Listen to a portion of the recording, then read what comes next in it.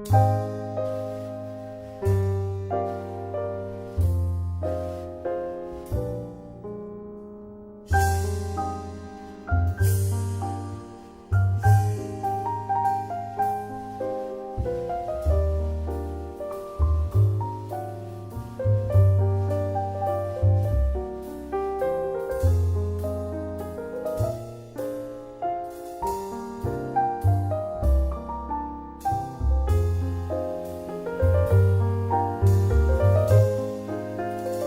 can't roll like that. Like, there are going to be some people who are going to benefit from our labor. If we're serious about where Muju is a standard of excellence, then we have to go into this.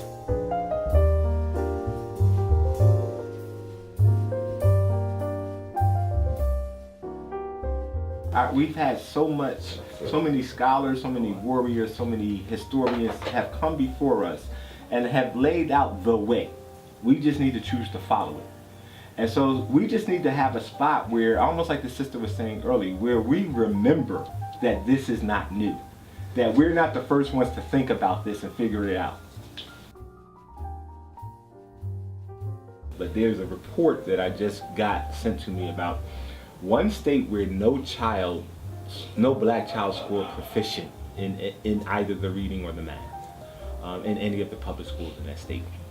And so it's clear that we're not getting education, quote unquote, when we send our children to the school. So the question is, what are we getting that our children going to these custodial facilities is so important to our people?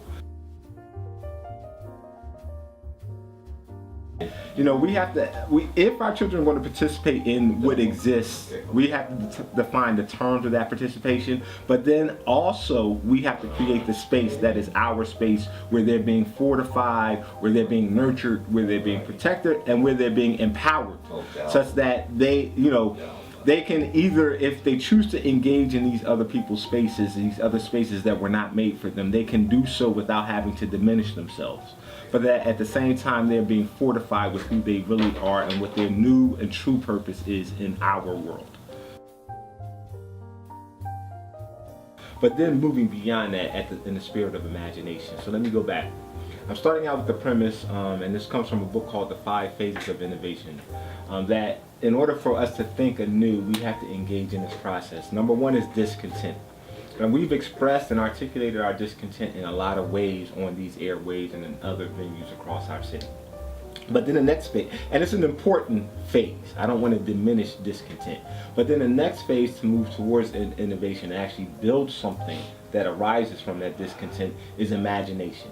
Beginning to use our brains and our minds and our spirits to think again about what should be. What's the new way we want life to be for ourselves and our children? What's the new frame of education that we want?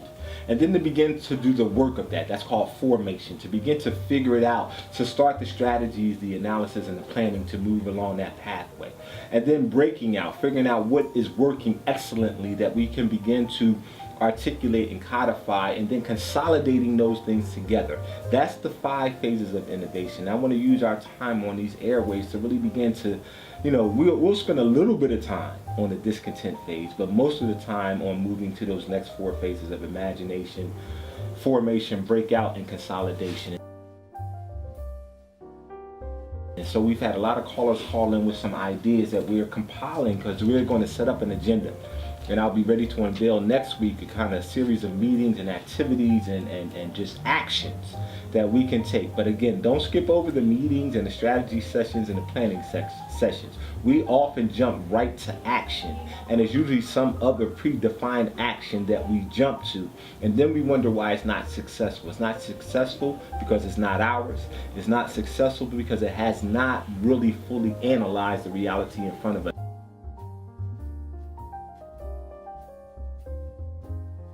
Let me let you in on a secret. Electing Tom Wolf alone will not change the school situation that's before us. So if you want to vote, go vote. If you think that Tom Wolf is going to be better than Corbett, do that. But please understand that this is a wicked problem, and wicked problems must be addressed at multiple levels. Simply voting for a new white man to run this state will not change in any real way the public education, the education that our children, and black children in particular, are getting in these public schools. So the question is, what else must we do to undergird this, to begin to create the village, Kashedi and Injera, such that we come together to make the children well?